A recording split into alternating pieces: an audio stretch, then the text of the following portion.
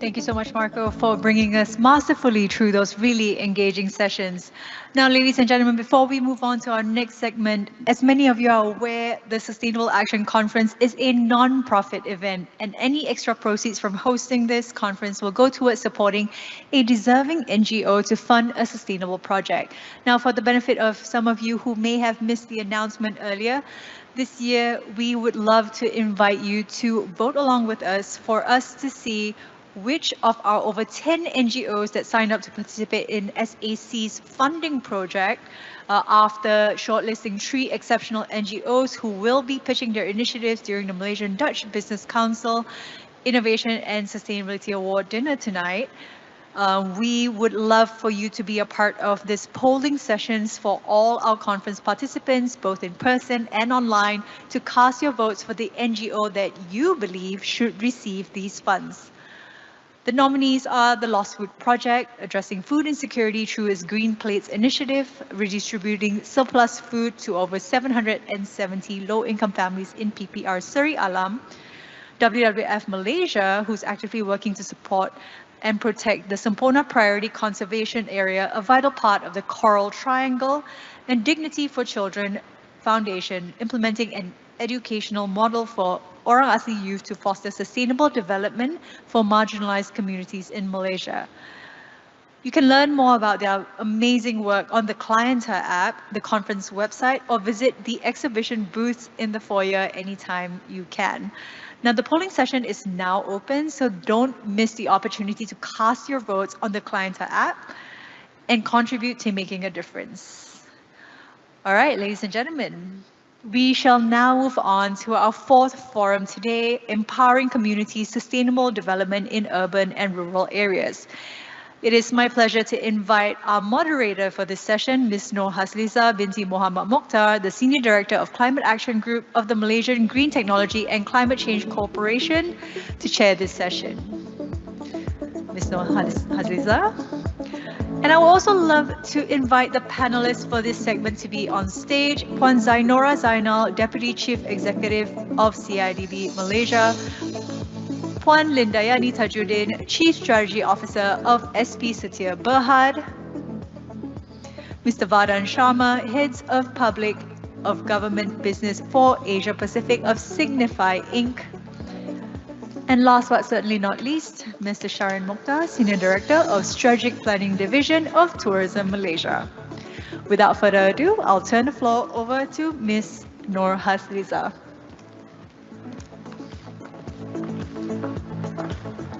Thank you. Okay. All right. Assalamualaikum warahmatullahi ta'ala wabarakatuh and very good afternoon. So you're still with us? All right. All right. So this is a tough time because we are the final session of the day. Yeah. So hope you can still stay with us. Yeah. For another, I will try to make it short. Yeah. We have 4 distinguished panelists with me. Yeah. Which we will talk about the session 4 is about empowering communities, sustainable development in urban and rural areas. I would like to introduce our panelists, a short brief about our panelists today. The first panelist is Puan Zainora Zainal. She's the Deputy Chief Executive to Development of Construction Industry Development Board Malaysia or CIDB Malaysia. She is highly experienced with more than 25 years in the construction industry. Yeah, she was appointed as Deputy Chief Executive to Development of CIDB, managing 2 major sectors that consist 4 different divisions. So her responsibilities include overseeing technology developments, business environment, as well as contractor and personnel developments in the construction industry. And our second panelist is also a very important person, Puan Lindayani Tajuddin. She's the Chief Strategy Officer of SP Setia Berhad. As the Chief Strategy Officer of SP Setia, bringing over 2 decades of leadership experience across the energy and real estate sectors. She has a notable track record in transitioning from conventional to renewable energy, and she's now focusing on sustainable real estate development, ensuring climate change impact is incorporated into project planning and execution. So the third panelist is Mr. Vardhan Sharma. He's a head of public government business for Asia Pacific Signify Incorporated. Mr. Vardhan Sharma currently heads of the public government business for Asia Pacific at Signify Incorporated, a global 7 billion euro market leader in lighting and sustainability solution.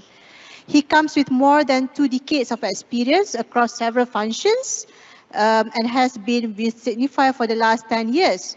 His term is spread across 11 countries, working with several forward-looking customers around solutions to achieve their sustainability goals. He's part of the Asia Pacific management team at Signify.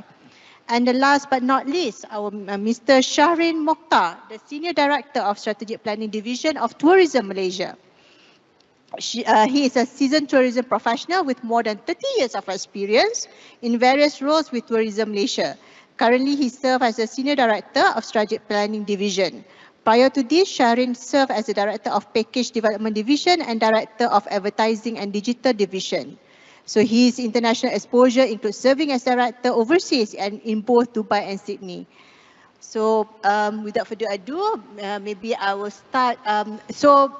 The same as previous session, which we will give 7 minutes to each panelist to talk about what they are doing right now, because we have a diverse, I would say, diverse sectors, which from the construction industry, the property developer, the energy efficiency, and also from tourism industry.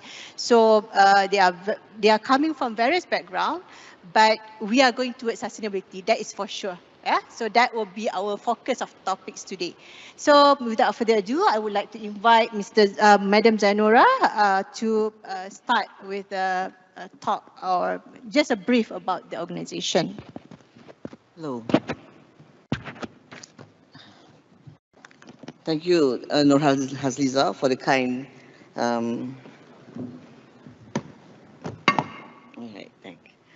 Thank you, Nur Hazliza, for the kind introduction. Good afternoon, ladies and gentlemen. I'm okay. Someone is doing it for me. Okay. Respected panelists, my fellow panelists, ladies and gentlemen, guests and esteemed colleagues. Thank you for the invitation, kind invitation to CIDB to be at this panel session. For the interest of time, because I'm known to speak, I'm not used to speaking 7 minutes. If I have the mic to myself and I'm speaking off the cuff, it may take more than 30 minutes or 1 hour. I'm used to that. So for the interest of time, my team in CIDB have instructed me to read from these notes that they have prepared so that I can keep to my time. So perhaps during the Q&A, then it can be more, we can be more verbal. Right. Sustainable construction has evolved from a niche concept to a fundamental pillar in the construction industry worldwide. In simple terms, sustainable construction means building in ways that minimize harm to the environment and maximize benefits to society and the economy. Without construction, for us to be a developed nation, to have economies, construction is, you cannot go without constructing. Yeah? As the global population grows and urbanization intensifies, the need for sustainable practice in constructions become increasingly critical. The industry is poised at a crucial juncture now, with milestones achieved, and we can observe vast opportunities on the horizon. Over the last couple of decades, sustainable construction has witnessed significant advancements. Among the key milestones that we can see include, firstly, the development of green building standards, which is an establishment of benchmarks like Malaysia's own GBI, Green Building Index, and also rating tools developed by CIDB. I'm sure some of you are familiar if you are in the industry, MyCREST for building projects and Infrastar for infrastructure development. The second key milestone is the adoption of advanced construction technologies, including but not limited to the advent of building information modeling, BIM, 3D printing, and modular construction, which will contribute in enhancing precision, reducing waste, and promoting the use of eco-friendly materials. The third milestone is integration of renewable energy sources, where the government initiatives such as the National Renewable Energy Policy and Action Plan to promote solar panel incorporated both in residential and also commercial projects. And the fourth key milestone is industrialized building system, or short for IBS, more popularly known as IBS. I'm sure those people in the industry are, hankering over to see IDB now because of the new circular on IBS that's recently been percolating, the new one that's been recently introduced, yeah? Where adoption of IBS in Malaysia is as a testament to our commitment to sustainable practices, where we can reduce waste and also the carbon footprint. These milestones have not only set new standards, but also significantly reduced our environmental impact. For instance, the Green Building Index has led to numerous certified projects across the country, driving the adoption of sustainable practices in both urban and rural areas. This is the future, yeah? And the future is here. The fourth industrial revolution, 4IR in short, is transforming the construction industry, presenting unprecedented opportunities for sustainable development. This era, characterized by the convergence of digital, physical, and biological technologies, is reshaping traditional and conventional construction practices and enabling the industry to address sustainability challenges more effectively. The integration of advanced digital technologies such as artificial intelligence, big data, the Internet of Things, and building information modeling is revolutionizing sustainable construction. AI and machine learning algorithms can optimize resource usage, reduce waste, and enhance decision-making processes. For instance, AI-powered predictive maintenance system can anticipate equipment failures, minimizing downtime and extending the life cycle of machinery, which contributes to sustainability goals by reducing the need for new resources. BIM, a digital representation of the physical and functional characteristic of a facility, facilitates better project visualization, coordination, and collaboration among stakeholders. By integrating BIM with IoT sensors, real-time data on energy consumption, material usage, and environmental conditions can be monitored, ensuring projects meet sustainability benchmarks. The fourth industrial revolution also introduced technologies like drones, augmented reality, AR, and robotics, which significantly impact sustainable construction. Drones provide aerial surveys and inspections, offering precise and comprehensive data that improve site management and reduce the environmental footprint of construction activities. AR enhances design accuracy and helps visualize complex projects, minimizing errors and material wastages. Robotics, on the other hand, meanwhile, automate repetitive and hazardous tasks, increasing efficiency and safety while reducing human-induced errors. The use of 3D printing in construction allows for the creation of complex structures with minimal waste, promoting the use of sustainable materials and reducing the carbon footprint of construction processes. Globally, the construction industry is increasingly adopting these 4IR technologies to meet sustainability goals.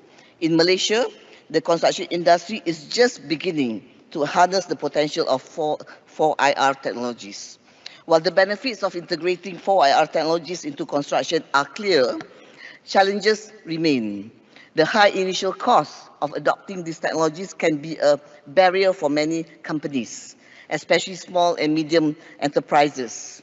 Additionally, there is a need to train skilled labor capable of operating and maintaining this advanced system. However, these challenges can also present opportunities for growth and innovation. Investing in workforce training and education can bridge the skills gap and ensure that the construction industry is prepared to leverage 4IR technologies fully. Moreover, collaboration between government, industry, and academia can foster the development of cost-effective solutions tailored to the unique needs of the construction sector. The fourth industrial revolution is paving the way for a more sustainable construction industry. By embracing digital technologies and innovative practices, the sector can significantly reduce its environmental impact and contribute to global sustainability goals. In Malaysia, the ongoing effort to integrate these technologies highlight a commitment to transforming the construction landscape, making it more efficient, sustainable, and resilient for the future. As the industry continues to evolve, the collaboration between stakeholders will be crucial in overcoming challenges and maximizing the benefits of this technological revolution. In conclusion, Malaysia's journey towards sustainable construction is well underway, driven by collaborations and supported by robust frameworks and guidelines. Even though we have made significant strides, but the road ahead requires collective effort on everyone's part. To achieve our goals, we must unite in embracing sustainable practices across the industry. We urge all stakeholders to join hands in building a sustainable future for our nation, ensuring prosperity for generations to come. Whether you are a contractor, a developer, an architect, or a supplier, your expertise and commitment matters. Together, we can build a resilient, eco-friendly future for Malaysia. Thank you once again. Thank you, Puan Zainora, for your inspiring talk about the construction industry. I think as a regulator of the construction industry, it's not easy. Yeah, so a lot of challenges faced by the CIDB in managing all the contractors and all that. So next will be Puan Linda, who also from the property developer. I think it is very related how SP Setia could also comply or support the construction industry. Yeah, please, Puan Linda, I hand over to you. Okay. Okay, we call it sustainability at Setia. So, Assalamualaikum and good afternoon, everyone. So, I'll be sharing sustainability journey of SP Setia. So, it's very apt to have Madam Zainora speaking just before me. She's my regulator. So, I better make sure what I'm sharing here is following what our regulator says.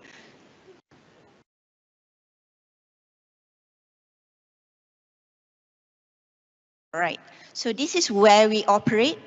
So mostly we are in Malaysia. We've got about 5,600 acres of development land, and our focus is in township development, commercial development. So we've got malls, office towers and all that, investment properties. If you're familiar with KL Eco City, that is actually a green development co-developed between SP Setia and DBKL. And we are going big into green industrial parks. So our focus going forward is to ensure our development would take into account climate change and carbon footprint and managing that towards net zero. So as part of our development, this is more of our township as well as residential. We would ensure that we incorporate e-green living. So this is just the green features. Of course, we also take into account biodiversity impact as well. So some of the green features, for instance, we do incorporate solar panels where we can, and we work closely with parties like G-Sparks, Tenaga Nasional, into our development to reduce overall carbon footprint in our development. And like what Madam Zainora mentioned, in terms of our building, we are looking into green cement, into green concrete, and we will incorporate IBS where we can. And she didn't share, as of July this year, she had actually increased the 50 score of IBS to 70. So as developers, we would have to take that into account into our next launches. Of course, it would, add on cost into our development, but that's part and parcel of adopting climate change initiatives. So as SP Setia is a key developer within Malaysia, we would want to be at the forefront in incorporating all these efforts, working together with our regulators as well to reduce Malaysian carbon footprint. So this is where we would like to grow. We are currently mostly focused in commercial as well as residential. We are working towards being an industrial player in a big way. We are talking to industrial partners as well as data centers. So we are looking at 3 locations. Northern, Setia Fontaines. So that's about 4,000 acres. So we're looking about at least 500 acres to be developed into industrial park. Central, Setia Alaman, that's quite close to Bukit Raja if you're familiar with that industrial estate. And of course, Southern region. So Southern region is where we intend to probably develop our first data center. So we're working with parties like Microsoft and all that who are knocking our doors to develop data centers here. And as you're aware, data centers will require a lot of power. So we've got to look at options to reduce that. So we will incorporate principles and components that would achieve also the right ecosystem for the industrial parks that we're building.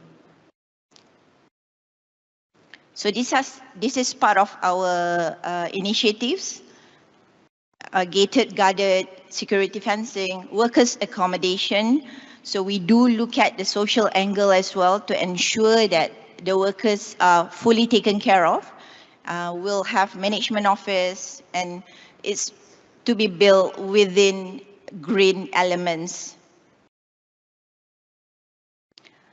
A short snapshot of Setia's sustainability framework. We are aligned to some of the key UN SDGs. So we look at economic, environmental, and social. And recently, we've just announced our sustainability financial framework. So we'll be issuing sukuk to also fund our developments. So that's part of Setia's roadmap. And in short, this is our Setia Green Roadmap to reduce to net zero in 2050. So currently, we're focusing on Scope 1 and Scope 2. And to be able to communicate better with our business units, what we've done is actually working with third parties to look at how we can translate the CO2 into their development. So for landed, that's our carbon footprint at the moment. So we would like to reduce that. And as you could see for high-rise, the benchmark for world standard is about 500. So we are working towards matching what's the best practices is. So that's the world standard, but of course with CIDB guidance and all that, part and parcel of our development would incorporate the IBS system and all that that's being implemented by CIDB. So I guess that's my last slide. So we hope to be able to reduce to net zero in 2050. Thank you. Thank you, Puan Linda. So it is so exciting that showing that now the developers have started to show their low carbon development. SP Setia is one of the developers that moving forward towards that. Yeah. So we have other developers like Gamuda, and other developers. They are also looking at the sustainability and also low carbon development in their projects. So when we have all the development which is low carbon, I would say, or sustainability, so how Signify comes, looking at the energy, because we believe that energy is one of the highest emission, so how Signify also contributes towards that. Okay, thank you, ma'am. First of all, I think many congratulations to the organizers and Supun that at least for the panelists, we have achieved one of the sustainability goals, that we are 50% diversity in terms of the panel. So good afternoon, everyone. As ma'am said, probably we are standing between all of you to go out and probably have some much needed break. So I'll try to be fast. My name is Vardhan. I belong to Signify.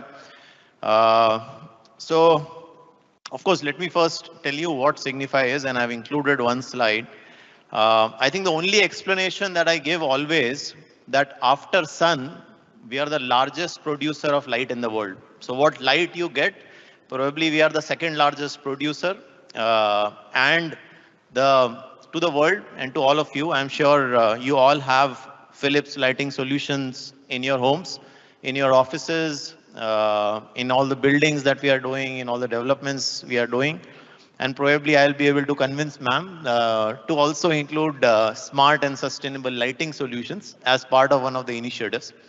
So we are nothing, but if you know Philips Lighting, of course, we changed our name to Signify in 2018. Uh, Primarily because we also wanted to focus on intelligent lighting solutions. And the brand Philips was so strongly associated with lamps and light bulbs that it was very difficult. So when Google decided probably that they want to focus on automated vehicles, sending to moon and all, they said that, okay, let me name the company Alphabet. We said, we will keep brand Philips and we will define a new parent company called Signify, and we will start creating intelligent lighting solutions under that brand. So we are a 7 billion euro organization with almost 32,000 employees across 70 countries. In terms of sustainability, very important, yes, we walk the talk. We have been the members of Dow Jones Sustainability Index for quite a while now. We have been rated in the top 1% all for the last several years now. We have been members of all the key sustainability awards globally, be it EcoVadis, be it the Moody's Analytics ratings, be it the Clean 200 ratings. We have been there. So as an organization, as ma'am said, we are an organization which lives and breathes energy. So it's very, very important for us that we walk the talk and we have very, very strong sustainability goals to really ensure that we are on the right path of sustainability. Okay, why sustainability is important for us? An important question. And yes, some of these numbers, just to tell you, 36% of carbon dioxide emissions is actually produced by buildings. And imagine if we can impact some of these sustainability goals, it will be a huge benefit to organizations across the world. Just to give you a perspective of Malaysia, if today we convert just very simply all the lighting that exists to simple LED lighting solutions, we will save 3 million tons of carbon dioxide just for Malaysia. And we are talking about $400 million of saving just with a very simple LED transformation. And that's where sustainability becomes very, very important. It's not just for us, but because with lighting, it is probably the fastest and the lowest hanging fruit in terms of achieving energy goals. So we always tell to the customers and to the organizations that we meet that sometimes when you take initiatives, it may take years to actually get the benefit in terms of quantifiable numbers. But if you act on lighting, that benefit will probably come immediately. You know, you can have an energy meter and you will see immediate energy savings of more than 50% for any kind of applications that we are talking about. Yes, of course, we are very committed and we don't want to be part of the problem. We have clearly defined climate action journeys. Since 2016, we have clearly defined goals of how do we want to reduce our emissions with respect to scope 1, scope 2, and 3. So if you clearly see this chart, it clearly defines scope 3, which is more on the supplier side, the upstream transport side. Scope 1 and 2, which is more internal, our own factories, our own offices, and scope 3, of course, business travels, downstream transports, product use. We have very, very clear definitions and very clear actionable insights on what we want to do as an organization to achieve our sustainability goals. So we call it Brighter Lives, Better World 2025. Clear sustainability goals. In Better World, we are focusing on climate actions and circular economy. In fact, one of the panelists spoke about circular economy. Today, we have a big focus on circular economy. We are trying to ensure that we use approaches like zero waste to landfill. We are completely reducing our packaging related impacts. Then we are focusing on brighter lives, be it food availability, safety, security, health and well-being, great place to work. And in fact, today we have been talking about employee productivity in one of the sessions. Today, lighting has a big potential to actually impact employee productivity. Of course, we will have time to talk about that later, but I'm just telling some of the sustainable goals much beyond energy can all be achieved today by lighting. Yeah, again, so in 2024, we have a clear commitment that we will have a net zero target by 2040. It is all verified by science-based target initiatives. We have a near-based commitment that we will achieve 50% reduction in absolute scope 1, 2, 3 all by 2030 and 90% in absolute scope 1, 2 and 3 goals by 2040. Clear actions, it is not just statements. We have a very, very clearly defined goals in terms of stakeholder consultation plans, our governance and reporting, how we will ensure that the travel and commuting related impacts are being reduced. Employees are being trained, enabled, partners are being trained, suppliers are being trained. Each and every action is being executed on ground with very, very defined KPIs. That's where the sustainability goals come into picture. So that's where we are. Thank you again for this opportunity. I'll make an end here and we'll talk more. Thank you. Thank you, Mr. Vadan. So yes, I agree with you that actually lighting is one of the energy efficiency measures, which is a low-hanging fruit, yeah, for organization or companies. You should tackle energy efficiency, which is one of it is lighting, yeah, which have significant impact in terms of your GHG emission reduction. If you want to start with your net zero journey or to reduce your carbon emission.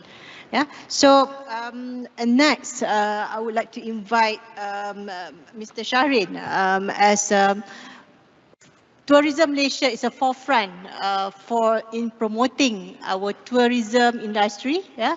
So I believe that a lot of initiatives. And how are you? Have you started the eco-tourism initiative in Malaysia?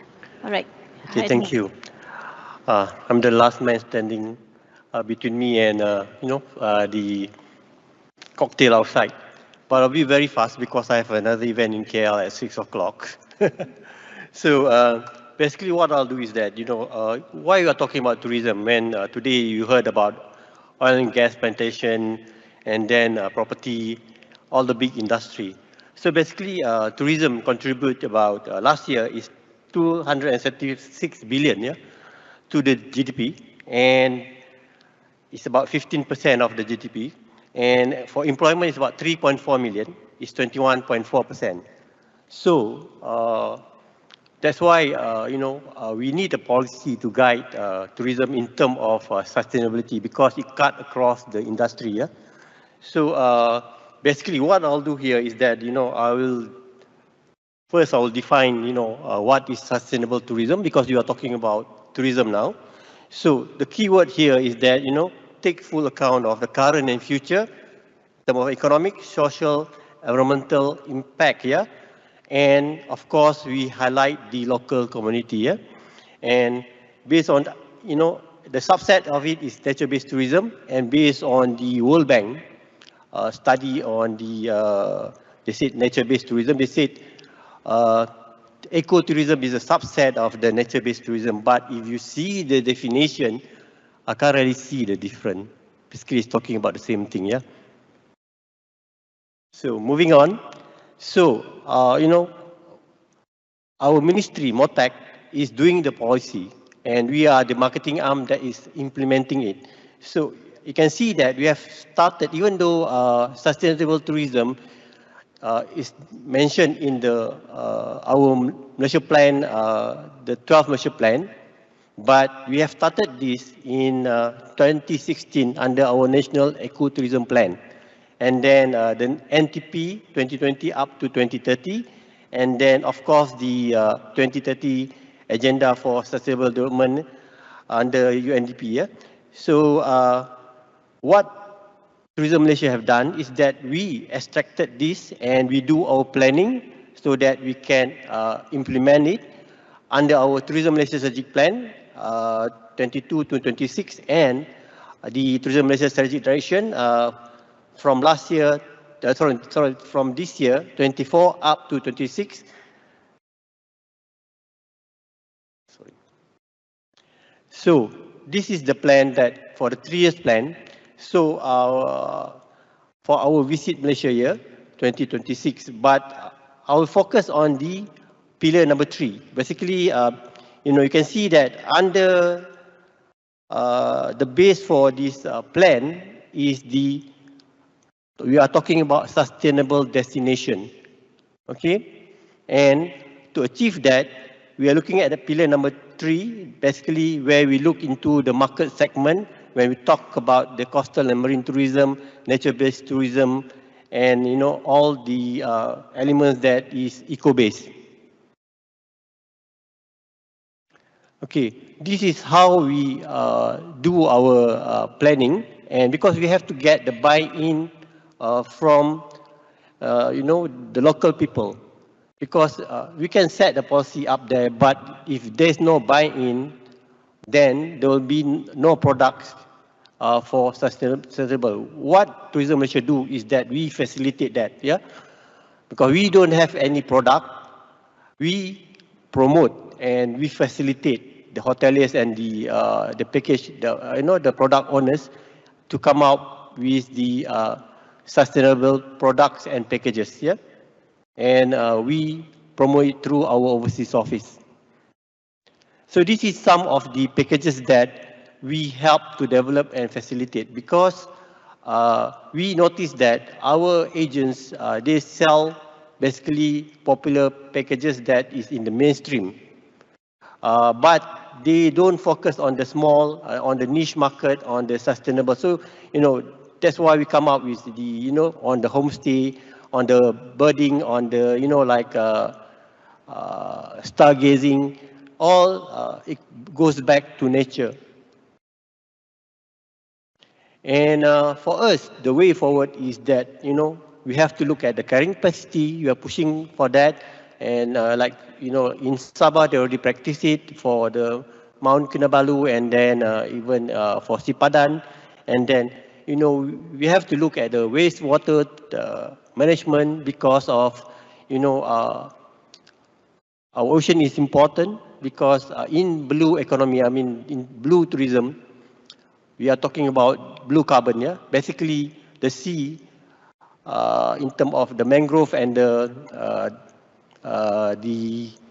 seagrass, they basically, take up about 25% of the carbon dioxide from the environment. And then, of course, we have to look at the sustainable tourism certification, where now, based on the booking.com study, 75% of the tourists for the next 12 months, they are looking at, when they want to travel, they're looking at, whether the destination that they are going or the place they are going are practicing sustainable tourism. Okay, thank you very much. Thank you, Cik Sharin, for the very good information for us, that we know that tourism industry is very important, yeah, because it will show our image to the tourists, yeah. So before we conclude the session, maybe I will ask each of you one question, yeah, because we are running late. So for Puan Zainura, I think you are dealing with a lot of stakeholders, yeah, especially the private industry, the private companies, yeah, and also local government. So how do you, how do you work with local governments to promote the green building standards in urban development? Thank you. For those who are not familiar with CIDB, maybe a bit of background about CIDB. We are a statutory board under the Ministry of Works. We have both regulatory roles as well as developmental roles, and also another role is advisory. So when it comes to regulatory, we regulate contractors. Building materials, they are under Schedule 4, and also competency of workers. Workers that must be skillful to do the jobs. Because when we talk about the building industry, I think you are very familiar, quality, cost, yeah, those are the issues that are raised. Environmental has always been not very a favorite topic. When I joined CIDB about more than 20 years ago, I personally initiated coming up with the guidelines for environmental management in construction. I tell you, I had a seminar like this. There was a very handful, I think less than 20, who came to listen to us. They see the environment is not profit. You know, is eating on their profits. It doesn't help them. That was 20 years ago. That also brings me to earlier on, we had in the previous session, we had one of the panelists mention about why are we looking at these Western standards? Why we need to comply with the standards? We can't afford not to comply because we are such a small nation. We need trade. And for us to do trade in the global market, we need to follow the rules. If they're talking about sustainability, we have to get on the agenda. We cannot leave it behind. We are not a big country. If we are Indonesia, for example, they don't care. They have domestic demand, but not Malaysia. We can't afford that. So from that perspective. So as CIDB, as I mentioned, we have the regulatory side. We have also the developmental part. So we facilitate companies. We assist companies for them to go on this agenda of sustainability. Like MITI, they have the ESG, industrial ESG. We are also looking at developing for contractor, CESG, is the midst of our working on that. Hopefully by next year, we will come up with a framework and to assist the small SMEs into looking at that. Big players like SPCT, they don't need that. They can get consultants and pay. For the small players, it's important because we need everyone, not just the big boys. Everyone from the big players to the small players to get on board. So CIDB, we don't regulate environment. That's not our functions. But as I mentioned just now, our advisory role, our developmental role, that's where we get engaged with those who have the regulatory power to maybe enforce certain things related to environment or sustainability.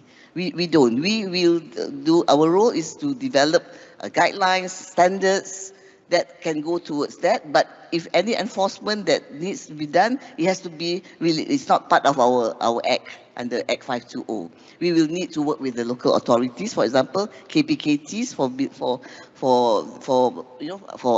the properties, properties, and but not CIDB. We do not regulate that. So we use advocacy, we promote advocacy, hand-holding. That's our role. Certain things that the government find that need to be regulated, we can provide the advice, we can provide the standards, for example, to develop it, and the systems that is required for but the regulation must be by another entity. For example, for buildings, will be under KPKT. So in that aspect, we have had several discussion. I think mentioned about IBS just now. That's how we work.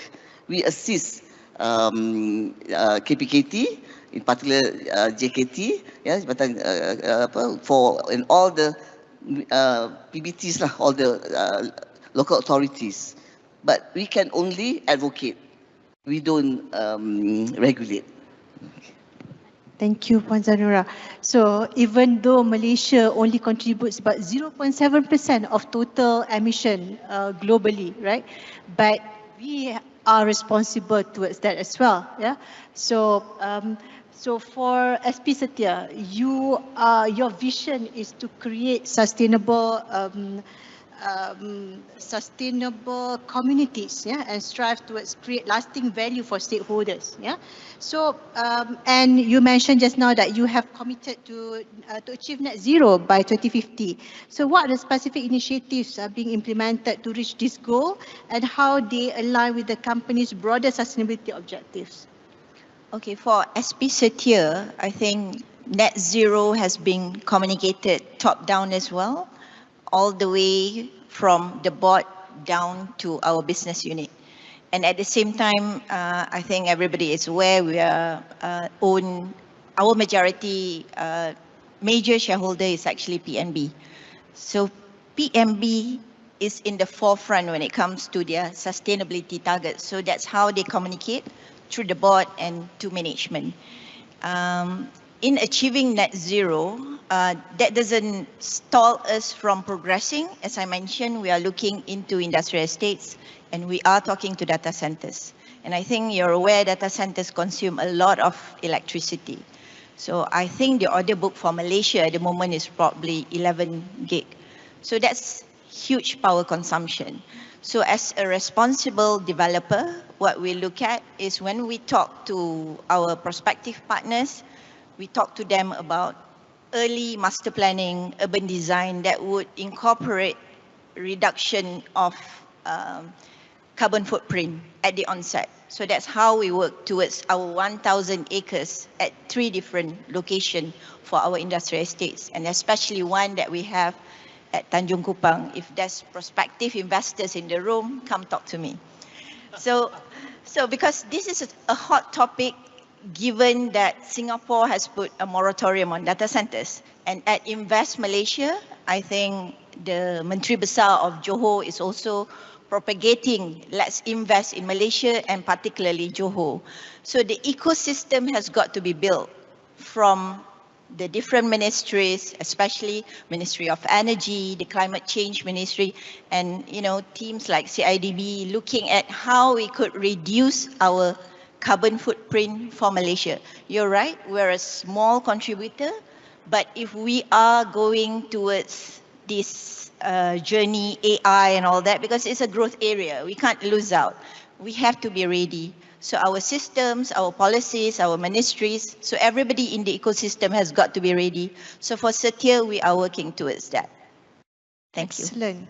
So for Signify, yeah, so as one of the solution provider, right? So what are the recent projects that highlight Signify's commitment to sustainable urban development, and how do they contribute to energy efficiency and also reduce the carbon footprint? Okay, thank you. I'll give a short answer, in fact, relevant to all of us on the panelists.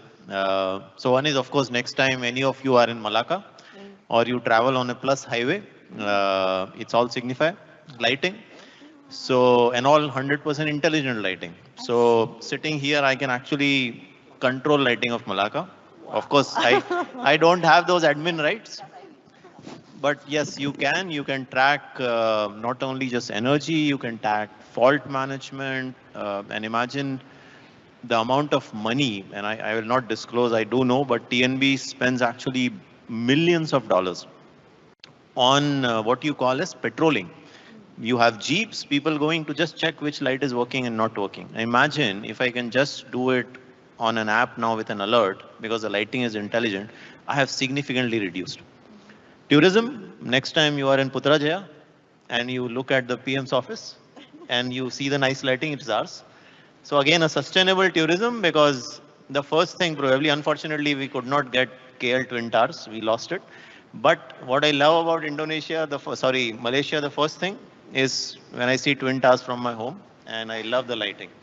And I think that's one very, very important part of sustainable tourism, of how lighting can really beautify some of these landmarks and really attract people. Because that's the one thing that you really observe and it impresses you. Data centers, Johor. So yes, Singapore, when they started the moratorium, before that we have done almost all the data centers in Singapore. Unfortunately, lighting for data center, because data center itself is such a big power guzzler, lighting is small, but we do our part. And yes, we are doing it in Johor. Happy to do when you get the investment. Please call us for lighting. Thank you. All right. So for Tourism Malaysia, you are also involved in the local communities for sustainable tourism. So how does Tourism Malaysia engage with local communities to ensure they benefit from and actively participate in sustainable tourism efforts? Okay. Okay. Basically, back to the kampung folks, yeah. So basically, we have to convince them first. You know, this, when they practice sustainability, you know, there'll be something for them. If not, we cannot sell the idea. And when we talk about sustainability, I mean, we have to go back to my late grandma. You know, they have already practiced that. I mean, they don't waste anything, and they don't use plastic. And you know, even all the waste, the food waste is given to the chicken.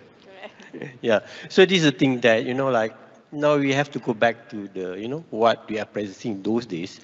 And the other thing is that when, for Tourism Malaysia, when we look at the product, we look at, you know, like whether they have potential or not, one. And then the other thing is that we have to have the buy-in from the stakeholders. Even if the product is, you know, have the potential to be sold overseas, but if the stakeholders, whether the owners itself or the state tourism board or even the PBT, the local authorities doesn't buy in, we can't move.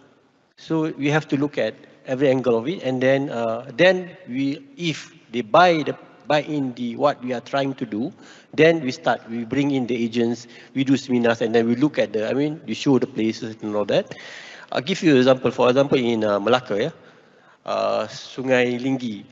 Basically, they have a few homestays in Malacca that you can stay, and then basically they in Sungai Linggi because they have mangrove, and they can do river cruise. Basically, you can stay in the homestay, and then you can enjoy the river cruise, and you benefit the fishermen, and then of course the local people, where you can see the, you know, your grandma and then all that cooking, you know, all these traditional kuih. And the other thing is that when you do the river cruise in Sungai Linggi, you can see crocodile. Even when I do it, the river cruise in Sabah and Sarawak, it's hardly I can see the crocodile. If I see the crocodile, you can see me today. They will eat me. But I mean, the crocodile in Malacca is a bit friendly. So you can see, you know, they're lying around. So this is the potential. I mean, we have at our backyard, and then we have to promote it. And basically, when they see that is beneficial, give benefit to them, then they will maintain the mangrove, the river, the cleanness of the river, and all that. So this is the thing that we are trying to tell them, you know. And currently, they have a lot of new packages on this. So we hope that we can continue, and as you can see, because this is community based, because we want it to be, you know, like to go from, you know, the parents to the children, so that we can stop the, you know, urban migration from the villages. Okay, thank you. All right, thank you, Mr. Shahrin. So, yeah, in ensuring the sustainable development, I think it's not only government, but also need the cooperation and also collaborative efforts from everybody, yeah, from the industries, even the communities, and also in ourselves as an individual. So I think I would like to conclude. Again, thank you very much to all our distinguished panelists. Please give a round of applause to them. All right, then I'll pass over to the MC. Please. Thank you so much. And can we also give a round of applause to Ms. Nohasliza for being an excellent moderator for this enlightening conversation. And I would like to invite Mr. Dirk and Mr. Supun up on stage to present our moderator and our panelists with a token of appreciation.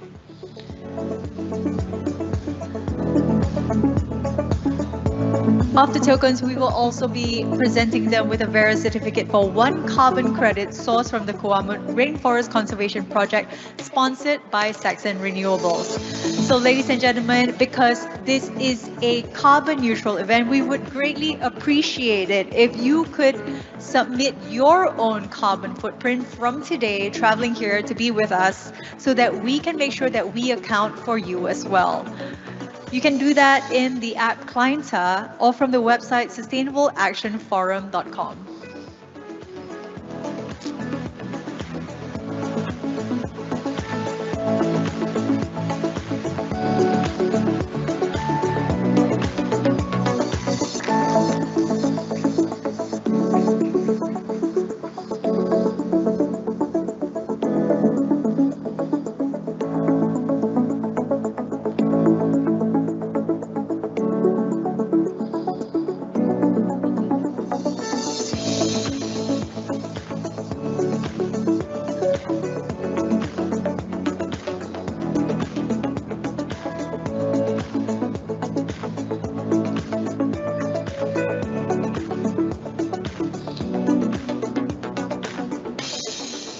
All right, let's convene for a final group photo with big smiles to the front.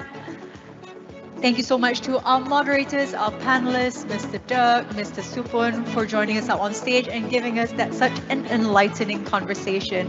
Now, ladies and gentlemen, on your client, on your app, and also on the next QR code on the screen, we would love for you to be a part of casting your vote for the polling session to decide who should receive the funds from Sustainable Action Conference between 3 amazing NGOs here in Malaysia. We have the Lost Food Project, whose Green Plates project addresses food security and sustainability by redistributing surplus food to support over 770 low-income families in PPR Seri Alam. We also have WWF, whose LEAP CCA initiative in Sabah's Sempurna Priority Conservation Area strengthens community resilience and marine ecosystem protection through climate adaptation measures, with plans to scale this model across the region. And last but certainly not least, we have Dignity for Children Foundation, the program that empowers Orang Asli youth with practical skills and a student-centered education model. This is all in the Clienta app, where you can have full details. And right now, we would love for you to be a part of casting your vote to decide which of these 3 NGOs will be the beneficiary of the funds. So the QR codes are just up on screen.